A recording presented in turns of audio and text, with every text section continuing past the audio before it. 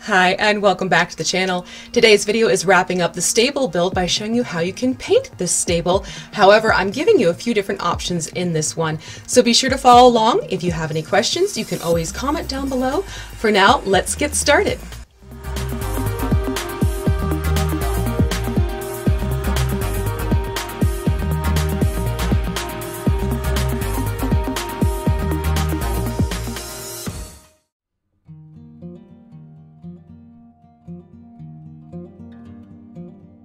Now that your stable's built, you're going to want to make a point of getting a good base coat onto this building.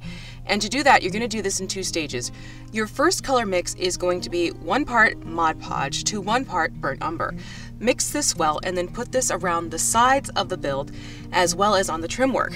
When you are done with that, you're then going to move on to the roof. For the roof, that is again 1 part Mod Podge to 1 part pavement in this case. Again, mix well and put this onto the roof, and then I also put this color into the interior area of this build.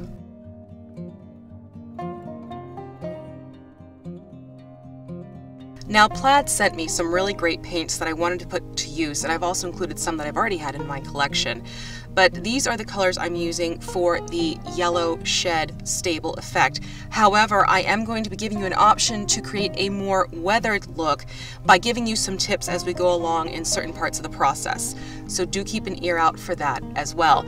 To get started, you want to make sure you're going to have white on hand, burnt umber, pewter gray, daylight, classic yellow, as well as this great brush metal line, which I highly recommend getting your hands on. And what I used was the brushed bronze, and that's going to go onto this build as well. The very first thing you're going to do is take your white and you're actually going to dry brush over the entire build, and this means interior and exterior. I started with the roof, and you want to make sure you're pulling across the corrugation to really bring out the heightened parts of this. You're sticking to the high points, you're highlighting these out, and this is going to help bring out more of that detail so you don't have to get into as many washes and repeats of dry brushing. So this is your first step. You're going to cover your entire piece using this dry brushing technique just in plain white. And I know it seems a little odd, but if you've watched me paint minis before, this is a technique that I will also use with those, especially when I want to bring out more intricate details and make sure they're highlighted, so to speak, before putting on the color. So just make sure you do that and allow it to dry completely before you move on to the next step. For the roof gray wash, you're going to create a very liquidy mix of the pewter gray with water, and you're going to apply this to the roof sections. This is something that's going to start creating a base color of the roof for you without completely muting out the base coat layer of the darker pavement, as well as the lighter color of the dry brushing you just did with the white. So you want this to be sort of like the consistency of skim milk, so it's extremely runny and almost translucent. Now here is the first bit of advice I'm going to give you if you're looking to create a more dilapidated, older, neglected weather type of look for your build. You're going to wash the roof as you just saw, but you're going to use the same technique on the building itself. However, you're going to wash the exterior sides with a granite gray wash instead of just leaving it with a white dry brush. With this technique, especially if you're doing the dilapidated look, make sure you allow this to dry completely and thoroughly before you move on to any further steps. When it comes to focusing on the clapboard color, I again based this off of a farm that's nearby me, so I wanted to get this yellow color that was going on. And to do this, I'm going to first start with the yellow paint. Now, when I want to apply this paint, this is not a very thick coating of paint whatsoever. As you can see here, you can still see the undercoat, you can still see the dry brushing peeking through, and you want that to happen because this is what's going to enhance the weathered look to your final result. So when you go to put this paint on, you do want to be sure it is slightly thinned out so that you're working with something that has the consistency more like a very thick, heavy cream. And then you're going to brush it along the clapboard. Going with the line of the clapboard is usually your easiest approach with this. And again, make sure this dries before you move on to the next step. Now that you have the yellow on and it is dry, you're going to move over to daylight, and you're going to do a similar thing where you thin the paint just a little bit so it's sort of the consistency of a very thick, heavy cream, and you're going to paint it over top the clapboard and the side areas as well where you have the same color. And again, you want to make sure this isn't a full coverage paint job. You're essentially looking for something that covers about 50% when all is said and done. When it comes to the trim, what you're going to do is you're going to use the white again, and you're going to paint the trim work with it. And in this case, you want to give it about an 80% coverage when you're going through and painting this color onto the trim work. Now we're going to go back to giving you some tips if you're doing the dilapidated look.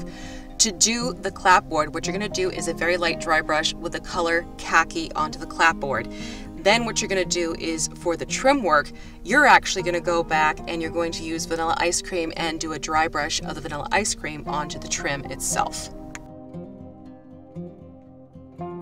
Let's take a look at the roof now. What you're going to do is use that brushed bronze and you're going to paint this on top of the roof. And again, sticking with the not full coverage approach, you're going to spread this on top of the roof, and you want to give this about a 70% coverage here. You still want the undercoat to peek through as well as the dry brushing with the white. Allow that to dry completely, and then what you're going to do is jump over to this other great product from Folk Art, and it is called Nutmeg Antiquing Medium. Now when you go to put this on, you can actually spread it on, and what I did is then take a paper towel and blotted off the amount that got put on the top portion of the roof so that the recesses of the roof were shown deeper because of this nutmeg antiquing medium. When that antiquing medium is dry, I then went back and using vanilla ice cream, I did a very light dry brush just to highlight the raised ridges of the roof area. Do not get this into the recessed area. And finally, to wrap it up, once that's dry, you're going to do a basic black wash on your roof and allow that to dry completely. And here we are back to the dilapidated options. What you're going to do is for those first two steps with the brushed bronze as well as the antique medium, you're going to do a very light-handed dry brush with both so that essentially the color is kind of there, but not as drastically, not as noticeably, because again, this is a weathered, dilapidated bit that has been left unattended, and all the color really should be fading back and barely noticeable. When it comes to painting the interior, you've already done a dry brush with the white, which I showed previously. Now the nice thing is that this is also going to pick up the texture of the other side of the corrugated cardboard, which ends up looking like slats of wood running horizontally on the inside walls. So that's kind of a nice little feature. But to finish off this look, what you're going to do is you're going to go back to that pewter gray, and on the wooden post, you're going to dry brush across the grain of the wood with the pewter gray, and then you're just going to randomly pull streaks of pewter gray down from the top of the wall down to the bottom of the wall. And this gives it that really old, beat up, weathered look that you'll often see inside of these old barns and sheds and stables, when basically it's the outside that's been kept looking nice and the inside that's kind of been more of that meh, no one really sees it type of approach of care. Now for the exterior, what you're going to do is another black wash, and this is going to go onto the trim as well as to the clapboard area. Once again, it is very important when you do this step, you make sure things are dried completely before you try and move on and do anything else to prevent severe warping of any of your pieces. This last step is something that just sort of adds to the weathered look again to this building, and again you can do this for either the yellow approach or if you want to do the dilapidated look. And in this photo I have pictured the vanilla ice cream, which we've already started putting to use. We're also going to tap into using marsh green from Apple Barrel, and then from Folk Art I have this really great painted finishes kit that Plaid had sent to me, and I am very happy with how it comes across as a rusted effect. So this is something we're going to put to use on the roof, so keep that in mind. And again, here is a picture of that nutmeg antique medium that I had used on the roof as well. With the black wash dry on everything, what you're going to do is just take a very light coating of the vanilla ice cream, and you're going to highlight using a very light dry brush technique over the clapboard, over the trim, and you can even go back and do just a little bit on the roof if you so choose, but just be careful with how much you're using on the roof area because you don't want to lose that metallic sheen. But do make sure that you get this at least on the clapboard and onto the trim work. You can even go back and do a little bit more of it in the interior if you want to add it to have a little bit more of a lighter look. That's up to you. Using the marsh green, what I did is basically took a very frayed, flared out old paintbrush, lightly dipped it into the marsh, and then took the paintbrush and blotted it down on a paper towel. And then I went in and I stippled the marsh green into things like the corners and the eaves of the building, basically areas where you'd see the moss growing on older buildings. So go around and just use your eye on this one. Tuck it in where you want to add a little bit more of that older look to things, and if you want to, you could decide to omit this step. I like to put it in because I do find it adds that little bit of touch of extra something when you're done. I'm going to take a look at with that rust kit. So you first start out with the darker brown of the two, and you're going to find there is this texture in the paint as well. I put it onto a chisel tip brush and then basically just dabbed it into areas where I kind of wanted to have a rust look. Then you're going to go back to a lighter orangey tone of the same type of product. Again, there's a texture to it, and what I did is I blotted it on top of the areas where I had just put the brown. It's not total coverage, it's a little bit more random, but this creates a very rust-like effect on your piece when you're done. If you're going for that ruined, dilapidated look, you can even go back and sort of cut in holes into your roof or jagged edges type of look, and then go and do this rust effect, because it's going to give it that rotted out, eaten away look when you are done and the paints have dried. And here we have our final look for this painting part of the project. Again, you have a couple options in this video. You could go for what you see here with this yellow look, or you can go back and you can give it the more ruined, dilapidated, falling apart look just by changing things up with those tips that I've provided throughout the video. Your third option is, of course, to go to the link above and paint it to match the barn build if you have gone and done the barn build with the barn painting technique as well. So you can have that classic red stable look instead. I hope this has been a helpful video for you. If you have any questions, please comment below, or you can contact me at thecraftingmuse.email@gmail.com. I'm always happy to hear from you. That's it for me for today. Make sure to stay tuned for a special announcement and some bloopers, of course. Take care, everyone. Thank you so much to the upgrade from two of my patrons. We have Cory G and Mia P. Great to have you join us in the Channel Champions tier. If you too would like to become a Patreon patron, please make sure to check out the link in the description below.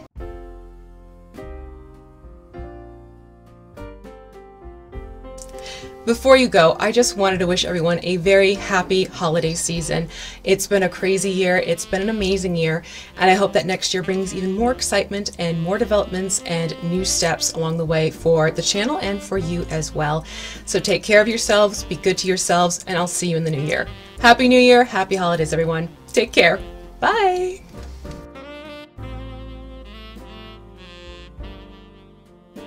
Are you recording now? We're recording! I'm speaking to the kitten. Although let's face it, that's no reason why I wouldn't. I do weird voices anyways. It happens. It happens. Tra-la-la! Captain Underpants! We've been reading that one with the boy. Hi. Hello! Oh. I should bring like I should bring a humidifier down here, and then that way my throat won't go all like, closed up dry mode. That might help with the enunciation and the speaking thing that needs to be done. Please let that be the one! I'm falling! I don't even know what I'm falling. There's nothing there. There's truly nothing there, and I'm falling.